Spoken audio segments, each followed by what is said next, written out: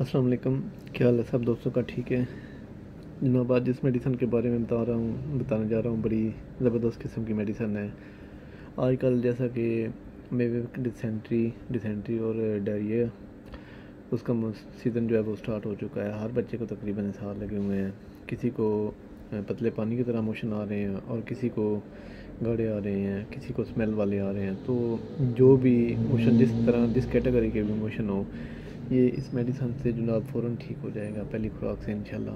तो करना ये है, आपने सिप्रोफ्लॉक्सासिन शरबत जो है ये बाज़ार से ले लेना है, और बायोप्लेक्स ये साल्ट ले लेना है। और तीसरे नंबर पर जो मेडिसन है वो है बिस्मोल, ये ले लेनी है। इन तीनों मेडिसन को परचेज़ कर लें बाज़ार से। तो इन तीनों में से एक एक चम्मच सुबह दोपहर शाम बच्चे को पिलाएं।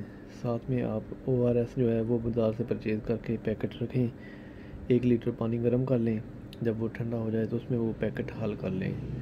वो पानी अपने बच्चे को फीडर के ज़रिए बार बार पिलाएं। तो बाकी ये मेडिसिन भी 3 दिन में 3 दफ़ा पिलाएं।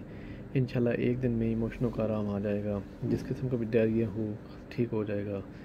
मेबेक हो या डायरिया जो भी हो, जिस किस्म का प्रॉब्लम हो मोशन, वो ठीक हो जाएगा इंशाल्लाह 1-2 दिन के अंदर अंदर। इससे स्लो ठीक होगा बच्चा, एट वंस आपका बच्चा नहीं ठीक होगा। इसलिए थोड़ा परेशान नहीं होना आपने। 1-2 दिन मेडिसिन दे के चेक करना है, इंशाल्लाह फ़ौरन आराम आएगा। बाकी और भी साथ पिलाते रहें। और डाइट में जो है बच्चे को दूध, बिस्किट, दलिया, खीर, बंद, इस किस्म की चीज़ें जो हैं वो अच्छी तरह मिक्सअप करके वो चम्मच से खिलाएं।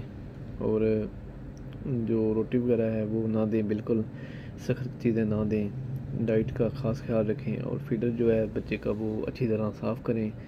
जब भी बच्चे को दूध पिलाना है तो पहले गर्म पानी से धो लें अच्छी तरह फीडर, फिर दूध पिलाएं। और जो दूध आप पहले पिला रहे हैं गाय का, भैंस का या डब्बे का, वो एक ही रखें। दूध को बार बार चेंज ना करें। अगर बार बार आप चेंज करते रहेंगे तो आपका बच्चा फिर ठीक नहीं होगा। बस एक दूध मुतवातर पिलाते रहें। जब उसकी स्टेज बदलनी हो तो फिर बदलें, पहले ना बदलें डॉक्टर से पूछ के। तो सबसे अच्छा तो तरीका यही है कि गाय का या भैंस का दूध लगाएं। जो बच्चे को लग जाए फिर वो छोड़े ना। तो बाकी गर्मी से बचाएं, धूप से बचाएं, बाहर बच्चे को ना निकालें। इंशाल्लाह 2-3 दिनों में आपका बच्चा बिल्कुल रिकवर हो जाएगा। ओके जी, अल्लाह हाफ़िज़।